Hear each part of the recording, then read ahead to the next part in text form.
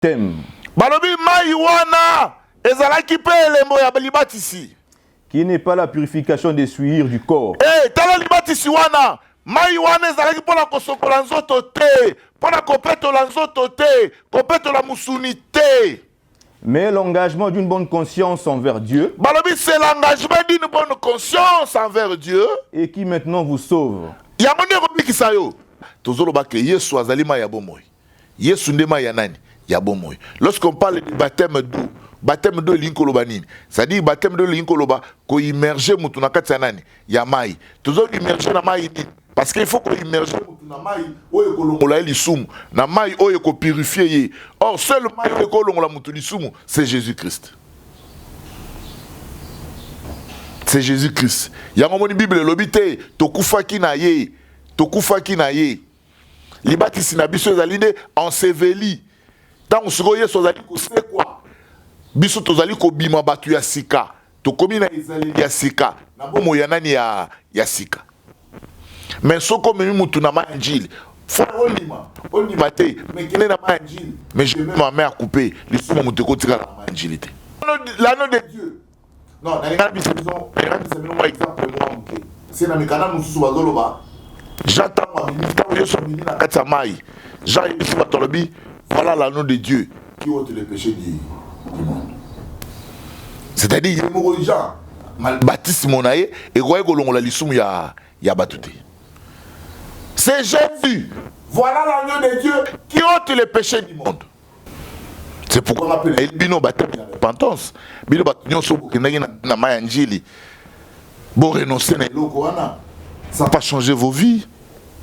Bon renoncer na makambo wana. Parce que Balobi, tout ce que dit la loi, il est dit pour tous ceux qui sont sous la loi.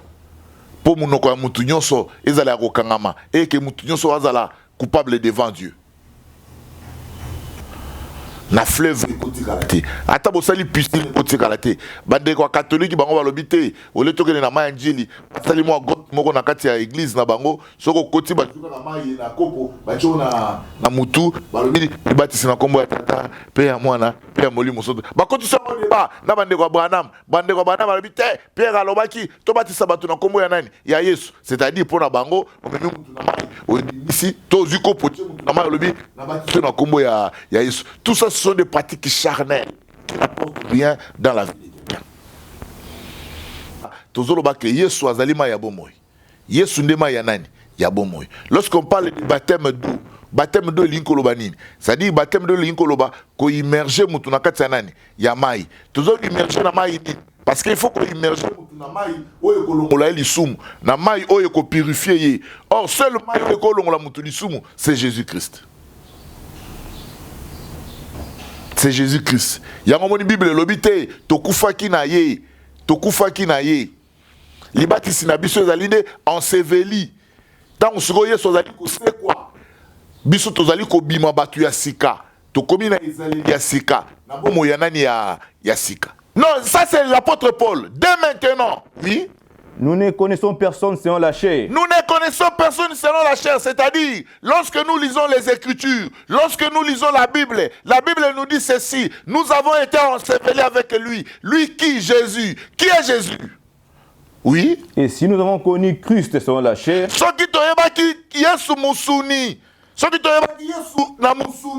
oui. Maintenant, nous ne le connaissons plus de cette manière. C'est-à-dire, lorsqu'il y a la manière charnelle, si on ne les connaît plus de la manière charnelle, c'est-à-dire on les connaît de la manière spirituelle. Lui ayant été enseveli avec lui par les baptêmes, oui. Vous êtes aussi ressuscité avec lui. Et avec lui par la foi. Non, mes frères, ce qui est compliqué, vous savez, sur les lots, va expliquer,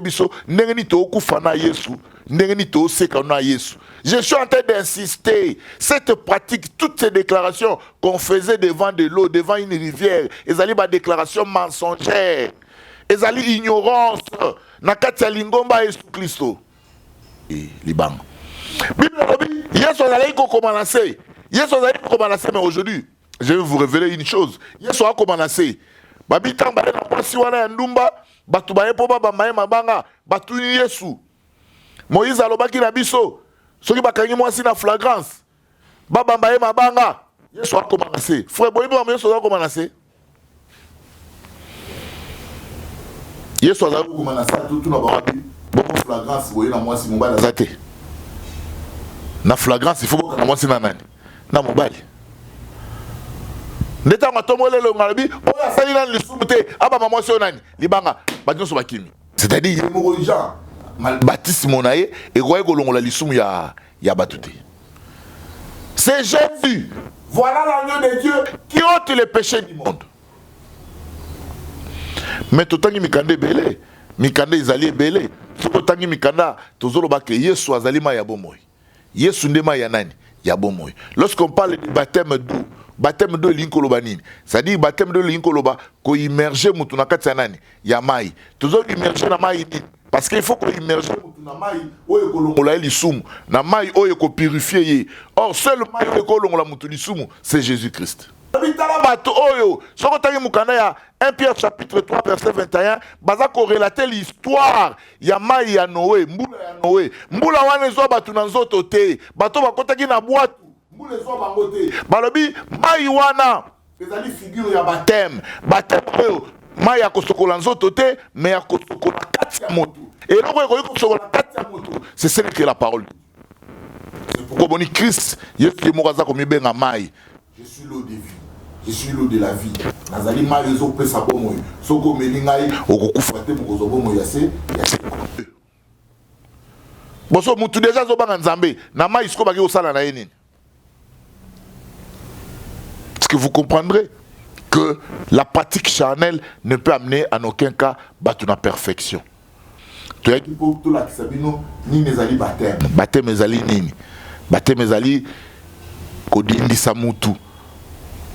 Les suki wana kodindisa mutu ata badindiso na moto ezali pe bateme ya mai ya moto ata badindiso na mai ezali bateme ya mai ata badindiso na mapata ezali bateme ya parce que bateme yango moko elingi kolakisa kodindisa mutu mais nini yango esengeli to dindisa mutu po mutu asala nini abika nde totalicité bateme ya Jean Baptiste ezalaki ya mai. Ezalaki ya mai, mais mai o biso toko salela lelo, mai wana ezali Yesu Christ parce que Jésus c'est de l'eau. Or Jésus c'est la parole. C'est-à-dire il faut immerger quelqu'un dans la parole, l'ilobé convaincre mutu. Mutu zo bonne conscience envers Dieu pour que makamune akala salanine et les kamanani et komasika.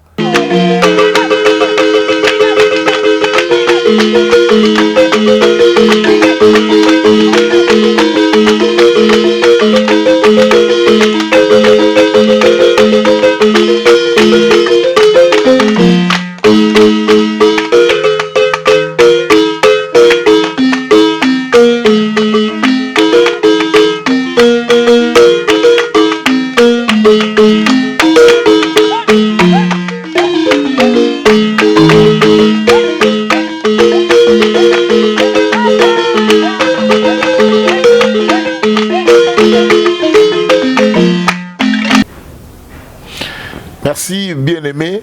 Bino Baebo, Messani Kolanda Bisso na école de Philippe. Nous voici avec un nouveau numéro. Comme d'habitude, Tuti Kakamokolongo, séance en Amaboko Nzambe, Poto Banda, Naye Peto Sukisanaye. Tobondeli Bipa et Tuzwami, Seigneur, nous te disons grand merci pour la rencontre sur Mokona Lelo. Nous te disons grand merci pour cette opportunité. Nous te demandons, Seigneur, que tu puisses nous être très utiles. Utilise-moi comme un seul simple instrument. Olobakati na biso Nzambe, polibota na webika. Fongola esprit à moko na moko, pour que doute zalate, contradiction zalate, batubandi mela liloba na yo, babika, kemo masanjoli et kozonge pa na yo. Tikala mokonzi, renye na ngongo yo, e bandeli tisuka, molimo na yo ekamba biso, et convaincre biso, na komo mususute, na kombo Yesu Kristo, de mokonzi mobiksi na biso, obiloko biso seko na seko. Amen. Amen. Bien-aimé, Tozolo Bela, baptême. Les autres ça la suite est fin, mais allez faire la vidéo. Vous pouvez envoyer des messages, commenter et nous allons vous répondre. Tolobaki baptême. Baptême ezali nini. Comme d'habitude, biso stoyebi, na mangomba bipai tozali to bipai touti soki campagne esili soki évangélisation esili bazana ba série ya ba matière qu'on appelle ba fermissement soki batu basilisi baponi maya njili maya fleuve ba musu basaka na ba piscine ba mususu bazuika mai na kopo batie na mutu. Mais toi interroger dans nos Bibles. Nous avons interrogé la fois passée. Toi interroger dans nos Bibles. Baptême en nini? Baptême. Pèse à la rapona nini? Et où t'as qui peut wapi? Nous avons lu Tomonaki Nenge, Jean-Baptiste, Ndeo Ayaki Kobatisa. Azayi Kobatisa Batunamai. Jean-Baptiste Azayi Kobatisa Batunamai. Motuna siko tozayi komituna. Abateki bango na kombo ya nani? Petango Azayi Kobatisa bango na mai. Ezalayi kosalema ndenge nini? Mais au regard, il y a une définition, il y a la rousse, comme les gens définissent terme. Tout le monde dit baptême linkoloba, kolakisa simplement immersion. La lingala linkoloba, kodindisa. Immersion, kozinda, to kodindisa. Immersion. Mais ce que tu as dit, ce qui peut badindisa, c'est ça pour la nini. So badindisio, c'est ça pour la nini. Bazo dindisa yope wapi. Vous allez lire les livres au moni Jean-Baptiste Azoloba. Ngala batisi bino na mai. Mais oya koya na sima na ngai. Ya ko batisa na mai te. Ya ko batisa na molimo, pe ya ko batisa na moto. Ah, ce qui immersion, ce qui baptême ezali immersion, c'est-à-dire to dindisi na mai. Siko Yesu ya kodindisa na mai te. Balobi Yesu tango ya koya ya kodindisa na moto pa dindisi na molimo. Mais généralement pratique ezalaka moko ya komema batu na mai njili. Mais ezalaki pe pour la nini? Parce que Jean-Baptiste alobi, Mukande lobi, Jean-Baptiste sende ayaki. On peut lire rapidement. Marc chapitre 1er verset 4. Marc chapitre 1er, le 4e verset. Jean parut, baptisant dans le désert et prêchant le baptême. Balobi Jean mon ami. Yazango batisa nesobe. Oui. Pour la rémission de péché. Balobi libatisi ya Yohane ezalaki pour la rémission à péché. Or, rémission à péché linkola kisa kozongisa ya masumu. Kotika ya masumu. Rémission à péché linkola kisa pardon. Bon, Jean azalaki compté batu libatisi. Azalaki kobatisa batu pour la rémission du péché. Ce qui n'a aucun malade. Le coup la baptême est kisi immersion. C'est que ce qui va dire si mutu na mai, masumu ya mutu etikali na mai. Tango moto abimi a commis toi. Posons-nous la question. Mais si vous question peut tuna, moto azu lisumu wapi? Lisumu bandi wapi? Lisumu ni nani ne comme pas moto. Nani batangi moto taza péché. Parce qu'il faut Jean aya adindisa yo na mai pour qu'il y ait rémission de péché. Mais to mituna motuna biso mbale. Biso nyonso. Badindiso na mai kinumba etikali na mai.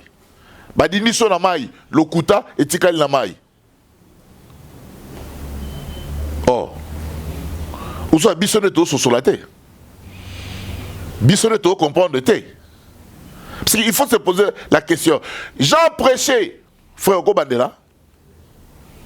Marc 1er chapitre, le 4e verset. Jean parut, baptisant dans le désert et prêchant le baptême de repentance pour la rémission de péché. Ah, le baptême des gens était un baptême de repentance. La repentance signifie tout simplement nalinga la tête de tolobaka kobongo ya motema.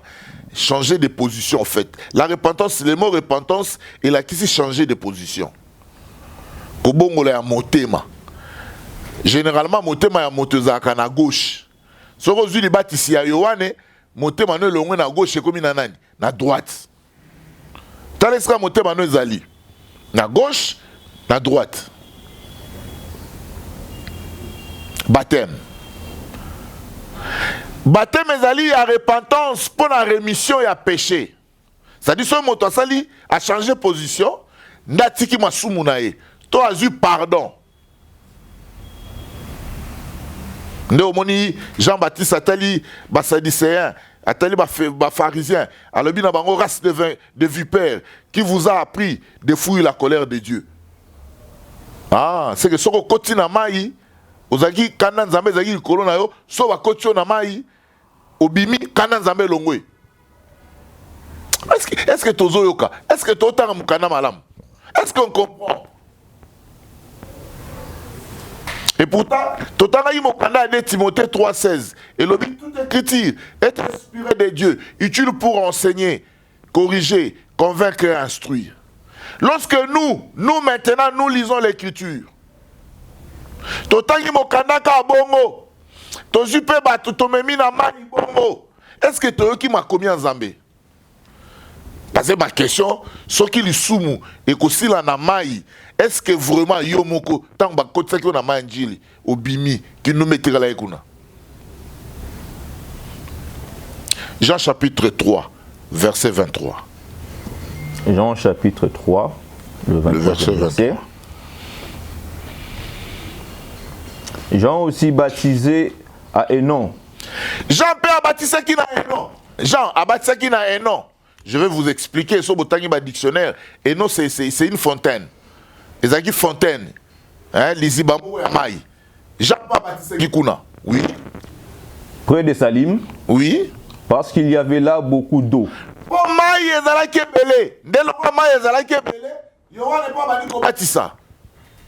Et on y venait pour être baptisé. Oui, pour baptiser.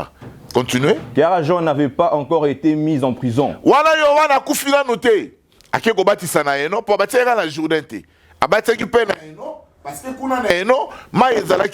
Oui. Or, il s'éleva de la part des disciples de Jean une dispute avec un juif touchant la purification.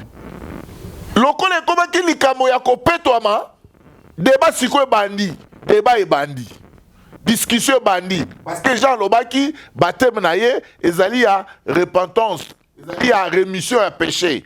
Des discussions bandi maintenant sur la purification, si réellement, maïwana y a un an, et qu'on a eu kolongola li souma moutou.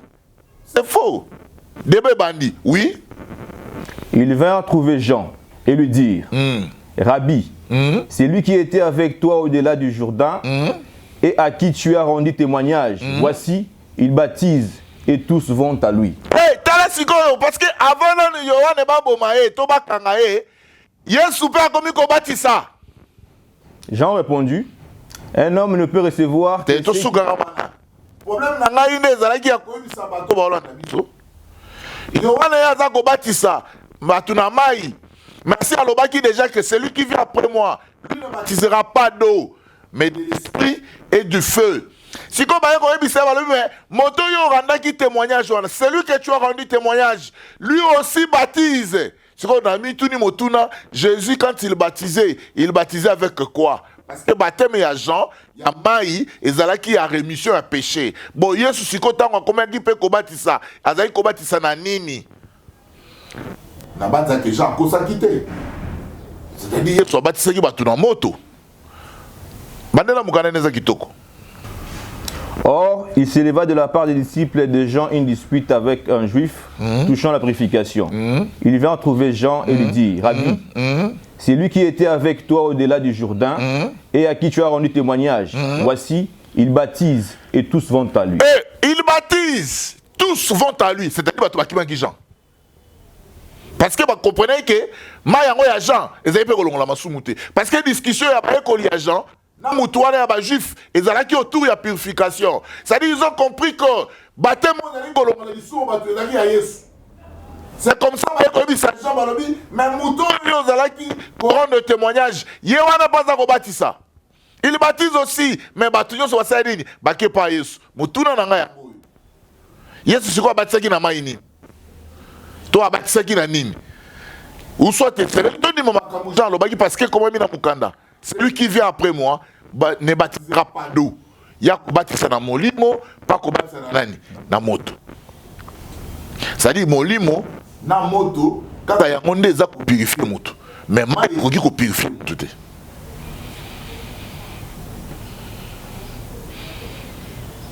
Il est très important. Jésus a commencé à baptiser, Jean n'était pas encore arrêté et Jean n'était pas encore mort. Mais Jésus déjà a banni qui baptise. Ce qu'on baptise, il a baptisé. A baptisé qui peut battre place inine.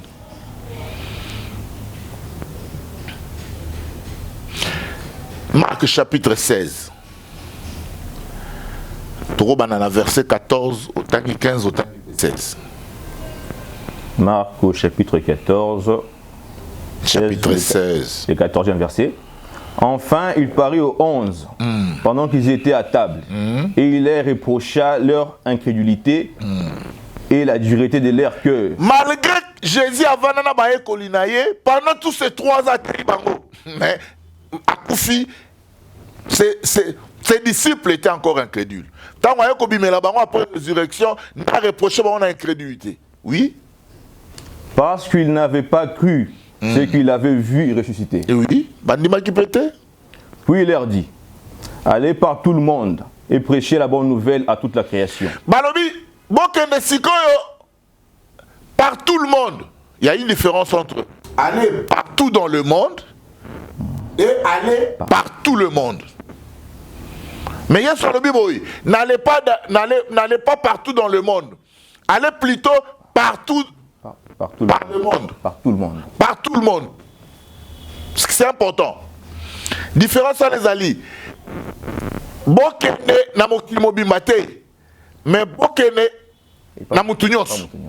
Et prêcher la bonne nouvelle à toute la création. Balobi bonte ya sikoyo bikela munyonso sango malamu. Là aussi, ne rename pas yozali. Lorsque bazolo ba bokene côté ya batu sango malamu. Tomi turona mutuna sango eza nini sango sango. Sango c'est quoi? Sango. La nouvelle au fait c'est quoi? Non, na mokuse sango ezali likambo yo sali nini? Oyebite. Parce que Jésus a dit allez partout le monde. Prêchez la bonne nouvelle. Tote abatu bonne nouvelle. Sango, sango, sango ya kitoko. La nouvelle c'est que eloko yo yebite. Soki bakomi côté ya makambo yo yebi, ezali sous sango malamu te. Parce que sango ezali kambo yo yebite. Oui. C'est lui qui croira et sera baptisé, sera sauvé. Balobi, oh siko akondimela sango malamu. Ya akobatisama, ya akobikisama, pe akobatisama. Mais celui qui ne croira pas sera condamné. Non, mais mon problème, c'est maintenant à ce niveau. Lorsque Jésus envoie ses disciples d'aller prêcher la bonne nouvelle par tout le monde, et il dit ceci, celui qui croira sera sauvé et baptisé. Problème, nanga izali, li batisi sikoyo. Tozo konokope sabatu, izali li batisi nini. Est-ce que c'est un injili? Parce que Jean a baptisé qui n'a pas Yesu pas baptisé na molimo pe na moto.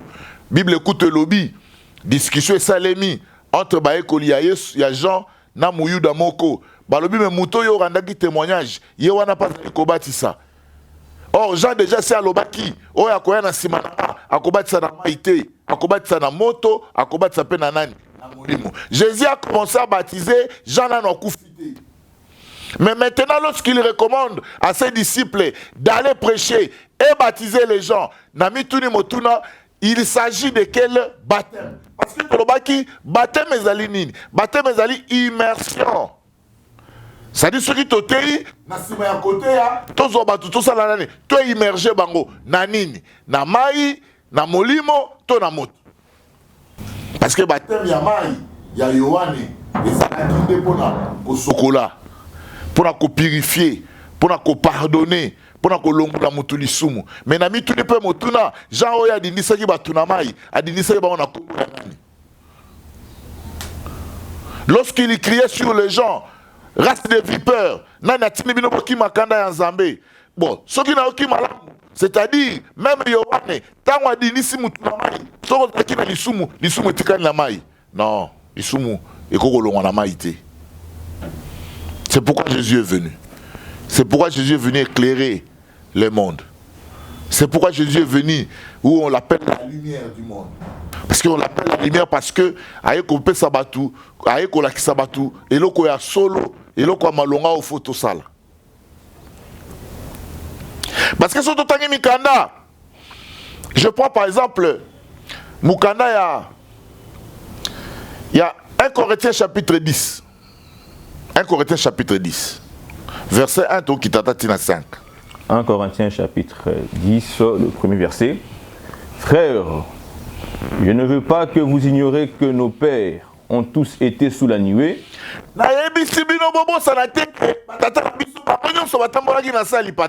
Qu'ils ont tous passé au travers de la mer. Qu'ils ont tous été baptisés en Moïse. Dans la nuée et dans la mer. Écoutez, c'est-à-dire les bâtisses à Moïse, et les bâtisses à l'Ipata, les bâtisses à Nani, Yamaï. Qu'ils ont tous mangé le même aliment. Parce que lorsque Jésus dit baptisez-les, baptisez-les. Il ne nous a pas dit d'amener les gens dans l'eau. Il dit baptisez-les. Celui qui croira sera sauvé. Et baptisez-les. Si vous êtes baptisé, vous êtes baptisé dans les baptisés. Il y a Yohane mo baptisé.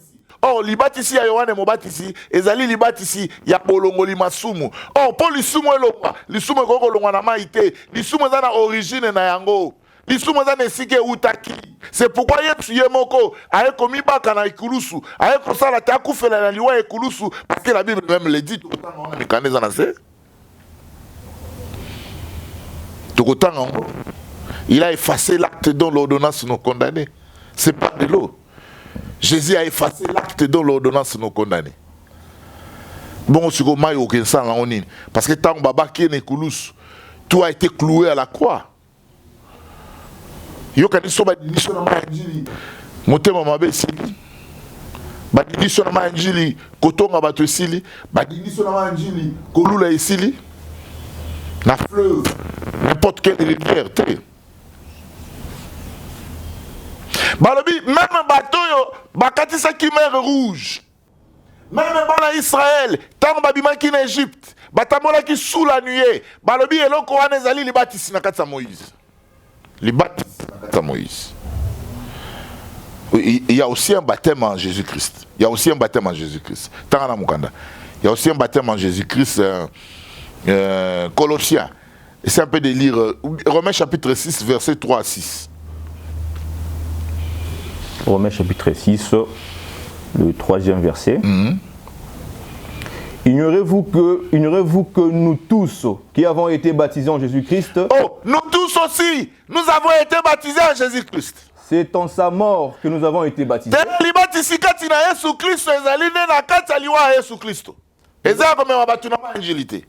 Nous avons donc été ensevelis avec lui par le baptême. Tu reprends? Nous avons donc été ensevelis avec lui par le baptême en sa mort.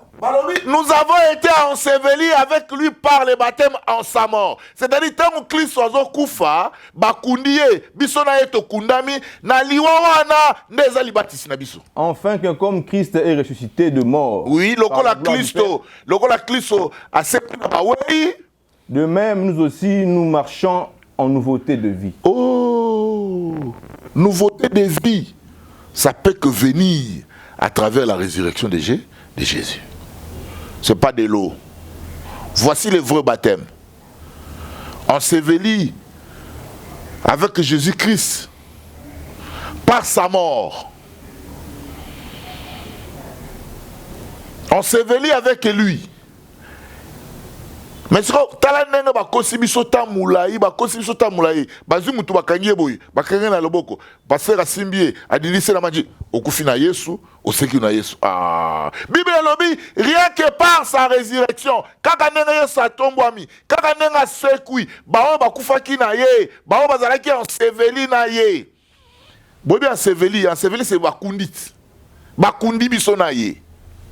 Balobi tango za ko sekwa na Yesu moto ya kala sali nini akufi okomi mamoko kotambola na bomo yasika.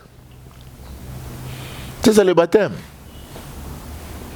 Parce que dans un temps mukanda par exemple vous allez lire faute de temps au temps mukanda Il y a Actes des Apôtres chapitre 8. Au Banya on attend à 38e verset. Tina se. Balobi, ezalaki na Énique Éthiopien moko. Azalaki ministre ya reine ya Éthiopie. Mais akendaki na Jérusalem pour la adorer. Mais à son retour, azalaki na charle azakotanga mukanda. Mais Bible lobi bobe. Molimo ya Nzambe ememaki Philippe ekei na ye na désert. Tant Philippe akomi na désert. Amoni Énique Éthiopien azakotambola. Likolo ya char pas otanga mukanda. Bible lobi molimo ya Nzambe esimbi Philippe lobi na ye pusala pembeni ya char. Tant pusani pembeni ya char. Ayoki Énique Éthiopien azakotanga mukanda. Azakotanga mukanda Esaïe o bazakobeta lisolo ya kolo balobi akoya ko souffrir akobaka manekulu to kufa ne Philippe atuni alobi est-ce que ozali ko sosola makambo za kotanga alobi soki muto ayebisi maite na koyeba ndenge nini mais na mituni mutuna mutona déjà bani ko sambela Énique Éthiopien alongo pe Éthiopie pour que ko adorer Nzambe na nani na Jérusalem mais azotanga mukanda azako sosola yango te ezandenge moko na yo. C'est pas parce que tu es allé à l'église, c'est pas parce que tu as eu des enfants, c'est pas parce que tu as eu du travail, c'est pas parce que... Mais on est suffire. Le plus important, parce que si vous regardez dans mon canal, il y a Luc, chapitre 24, verset 45, on peut lire Luc 24, 45. Luc 24, le 45e verset. Alors il leur ouvrit l'esprit. Balobi, bafongoli bango sikoyo esprit. Enfin qu'ils comprissent les Écritures. Oh, bafongola kinde po basosola makomi. Mon frère, moto atangi mokanda ete ya Yohane Mobatisi adinisaki batu na mai, ye pas zu batu, amemi bango na mai, c'est qu'il n'a pas compris les Écritures. Et c'est également fongola esprit. Il a ouvert l'esprit. Ça c'est Jésus qui a ouvert l'esprit de ses disciples pour comprendre makomi. Pour comprendre makambo bakomi. Tant ba fongoli bango esprit, ne ba comprendre l'écriture. Yango totuni motuna, est-ce que soko dinisi mutuna mai okaka parce que mukana Nzambe lobi Yesu kutunde mai ya boboui. Soki ba tobe la baptême ya mai. Je comprends encore parce que au moni Paul et Pierre, lorsque Pierre est allé dans ndako ya Corneille, tango abondeli, tango ateyi bango, Bible zoloba, vous allez lire hein, Actes des Apôtres chapitre 10.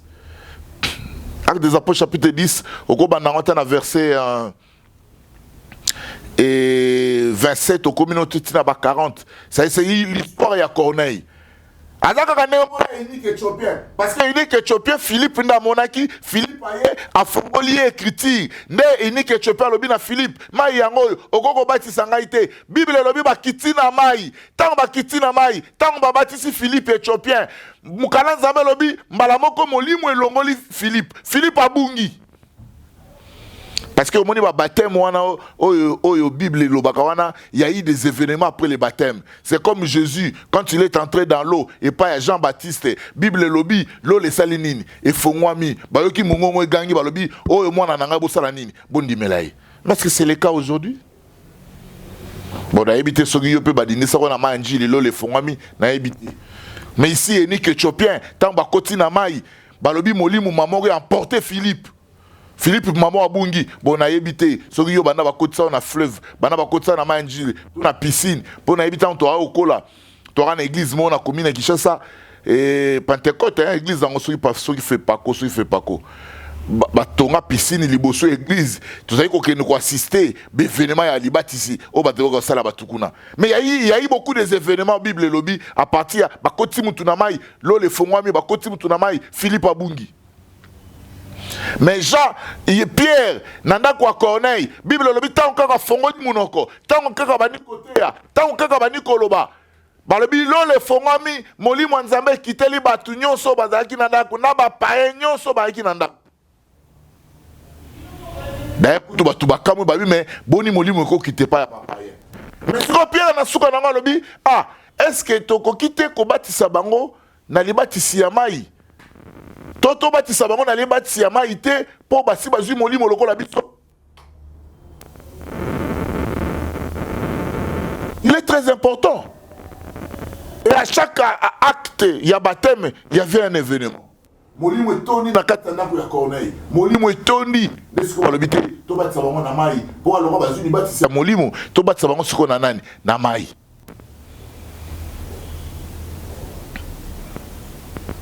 na mai wana bamemi bango na rivière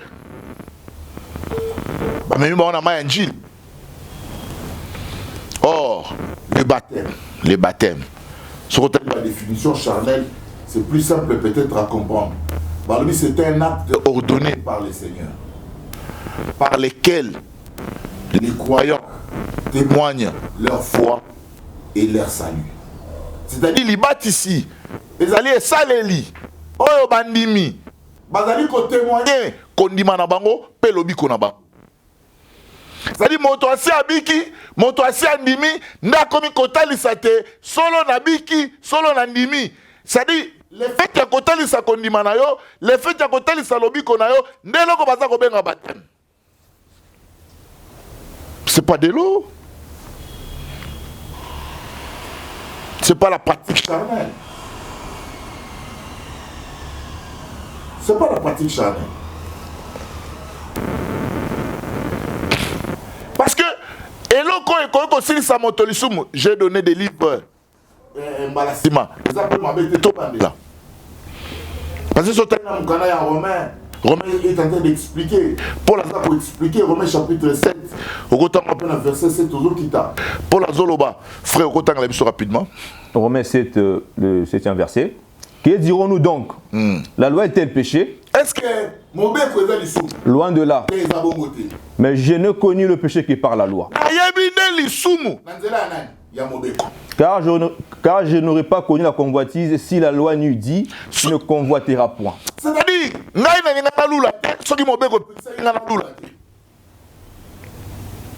et le péché, saisissant l'occasion, produisit en moi par les commandements toutes sortes de convoitises. Lokola mobeko lobi na ngai na lula te lisumu sikoyo ko profiter et kangi ngai zoto mobimba bilulele ko leka. Oui, car sans la loi le péché est mort. Car sans la loi le péché est mort. Tout en asko mobeko. Jean chapitre 1er verset 17. Balobi car sans la loi le péché est mort. D'où vient la loi? Et puis loi wane aussi la ndengeni. Jean chapitre 1er le 17e verset. Oui. Car la loi a été donnée par Moïse. La loi a été donnée par Moïse. La grâce et la vérité sont venues par Jésus-Christ. Sont venues par Jésus-Christ. C'est-à-dire la grâce et la vérité qui abolit la loi. Pour Moutouabika.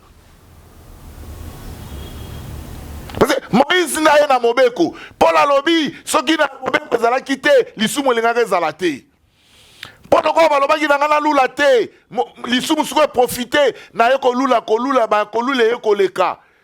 Mais à l'objet, Paul vous dit, Paul nous dit, sans la loi, le péché est mort. Bien évidemment. Sans la loi, le péché est mort.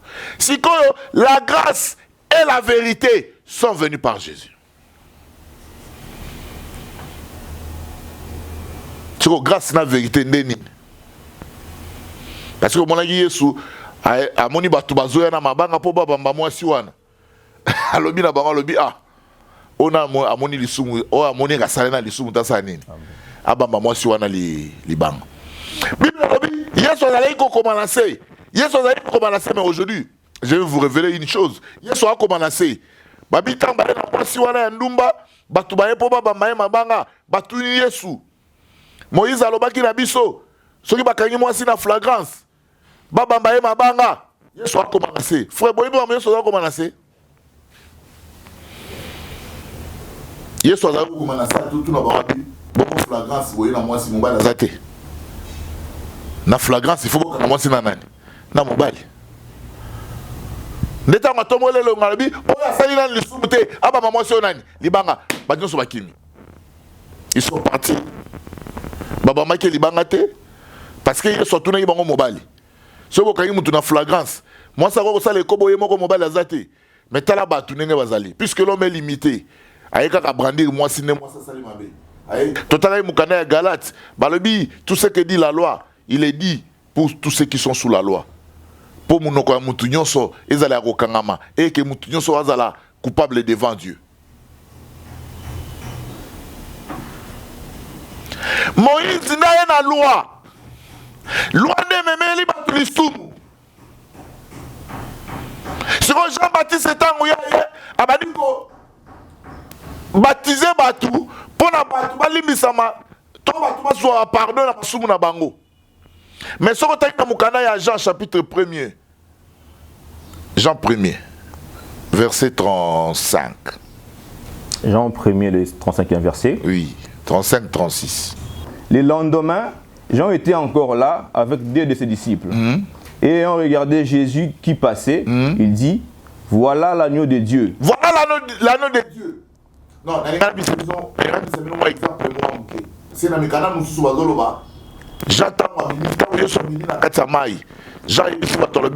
voilà l'agneau de Dieu qui ôte les péchés du monde. C'est-à-dire, il y a des gens, baptiste monaye, et roye golongola lisum ya batute. C'est Jésus. Voilà l'agneau de Dieu qui ôte les péchés du monde.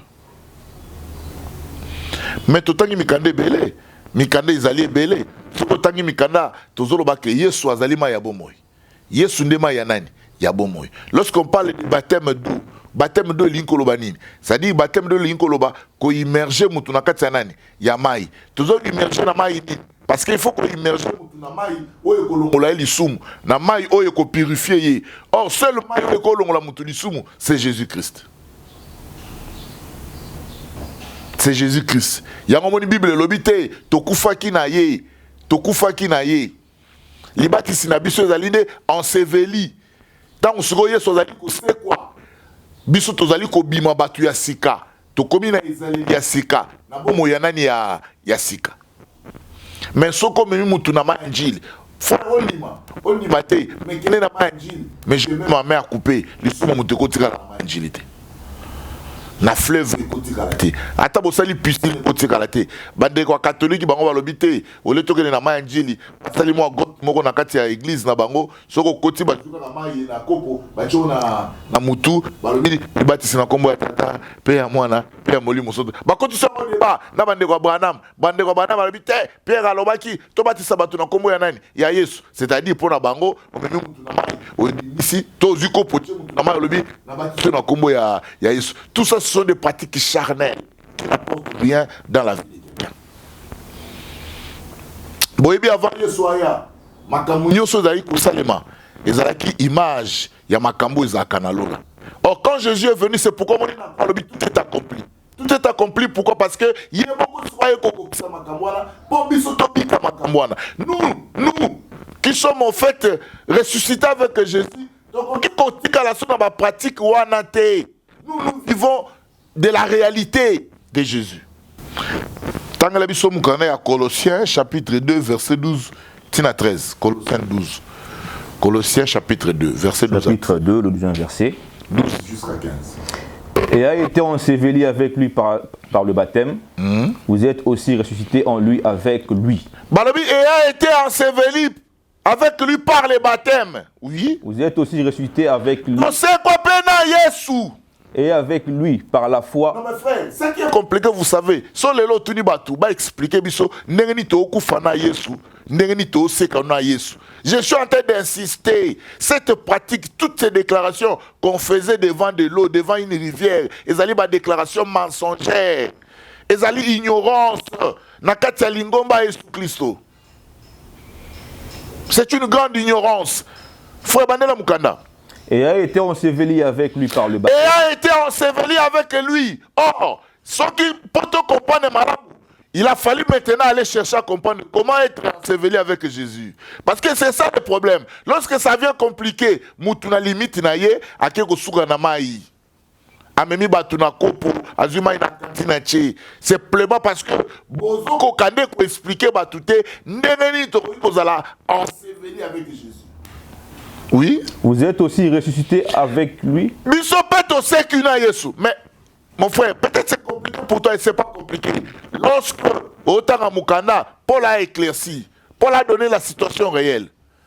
Voilà là où Paul nous a menés. Voilà là où Paul nous a menés. Des Corinthiens. Des Corinthiens. Des Corinthiens. chapitre 5, verset 16. 2 Corinthiens, chapitre 5, le verset 16. Verset. Ainsi, dès maintenant. Non, ça c'est l'apôtre Paul. Dès maintenant, oui.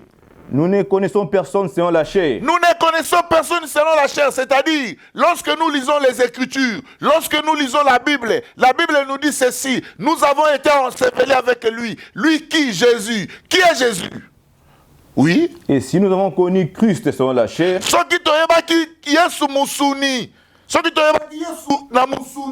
oui. Maintenant, nous ne le connaissons plus de cette manière.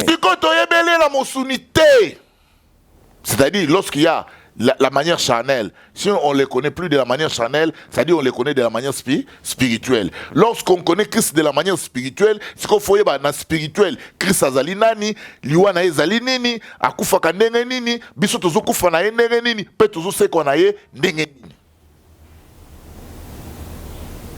Et puisque c'est compliqué, parce que tout le baki, Yesu ne liloba nzambe. Yesu ne liloba nzambe. Parce que yopo yebi. Yesu pe eza liloba nzambe. Bo liloba nzambe kufi. E kufi wapi. E kufi ndenge nini. Soki liloba nzambe suko e kufi. Ndenge nini biso tozo kufa pe na nani. Na liloba nzambe. Balobi liloba nzambe sekwi. Ndenge nini liloba nzambe za ko sekwa. Ndenge nini biso pe tozo ko sekwa na nani. Na liloba nzambe.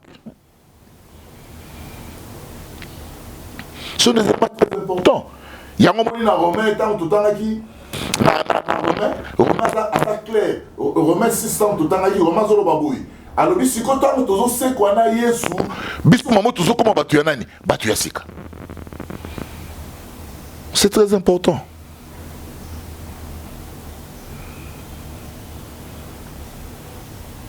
C'est très important.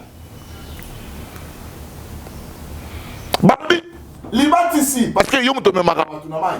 Même Moïse paye à bâtir qui bat. Et donc on appelle bazobe ngango baptême. Nenga bana Israël va traverser qui mer rouge. Babe zaki baptême, mais za baptême ya nani? Ya Moïse. Mais na kata Christ, tozali pe na baptême na kata Jésus-Christ. Baptême na Jésus-Christ, ezali ya nini? Ezali tango tozo kufa na ye. Tozali enseveli na ye, to siye soit sekui, to sekui na ye pe mbala moko. Wana pe baptême ya Yesu. Mais Jean paie azala qui peut na baptême. Mais Yesu paie avant Jean Koufa, Yesu pas baptisaki. Quittons l'entendement charnel. To même batu na vérité. To la qui sa batu, li batisi ya solo ezali nini. Nini bazali kobenga li batisi. Yesu lokola li loba ya nzambe. Lorsqu'on parle de baptême, c'est-à-dire ezali ko émerger, ko immerger au fait. Et c'est ngeli ko sa mutune na kati ya li loba ya nani? Ya nzambe. Ce ko dinisi mutu na kati ya li loba ya nzambe, tangu li loba nzambe kusimba moto. Mabe kusila kati na moto, moto akokoma moto ya sika. Mais maye ekoki kokopisa moto ya sika te. Maye bale kokopisa moto ya sika te. Soko tangi mukana bazolo ba Corneille était un homme de bien. Corneille craignait Dieu. Mais mon frère, ce qui Corneille a dit Nzambe, ce qu'on va gagner au bas c'est pour nini. Parce que tant Pierre aillé, dans la Bible c'était dans une révélation. Nzamba bimeli Corneille, alobi na yo ki ba prière na yo. Ba on na se combien pas na lingi siko na sepelisa yo. Tina ba to ba kele na Jopé. Ezana mutu moko ba benga Simon. C'est comme ça. Tant Pierre pas aillé, Pierre a du côté na katanda ko ya Corneille. Bible lobi tant ka zo fongola munoko. Azo te ya bango. L'eau les fonds mi moli mo nzambe sa nini ekiti mais kiteli nani ekiteli païen mais païen nani païen Corneille on va le dire c'est un homme de bien bon ce qu'on il peut péter là lobby so ça moli mo et to ko peut comme maïen na maïté parce que na maï siko ba ngaba ma Corneille pour na nini pour Corneille c'était quelqu'un de bien Corneille atala ki mutu malamu.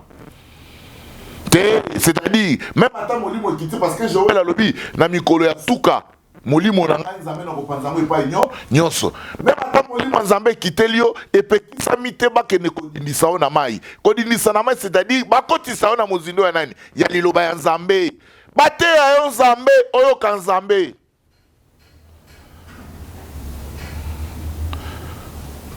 C'est ça le baptême. C'est ça le baptême. Faut être clôturé. 1 Pierre chapitre 3 verset 21. 1 Pierre chapitre 3, le 21e verset. Cette eau était une figure du baptême. Balobi mai wana ezalaki pe elembo ya libatisi. Qui n'est pas la purification des souillures du corps. Eh, tala libatisi wana. Mai wana ezalaki pona kosokola nzoto te, pona kopetola nzoto te, kopetola musuni te.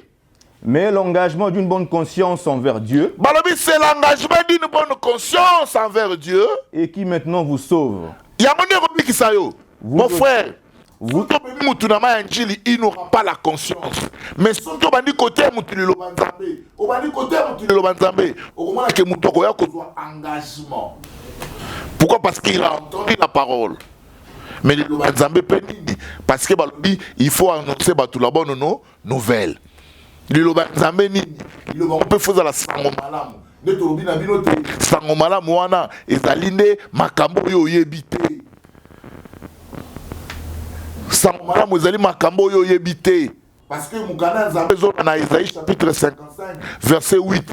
Mes pensées ne sont pas vos pensées, mes voix ne sont pas vos voix, dit l'Éternel. Ça dit, il faut que tu penses en Nzambe. Pensez en Nzambe wanande mai.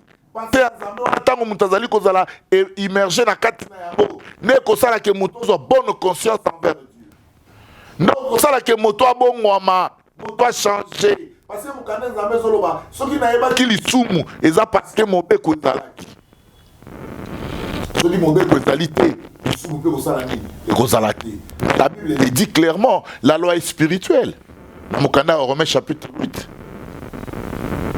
La loi est spirituelle. C'est-à-dire mon beko oyo Moïse qui nango et même qui va tuna boyenge benete ndo mona esengela ki Christaya pour amener grâce na vérité et puis grâce na vérité wana ne kopesa mutu bonne conscience envers Dieu.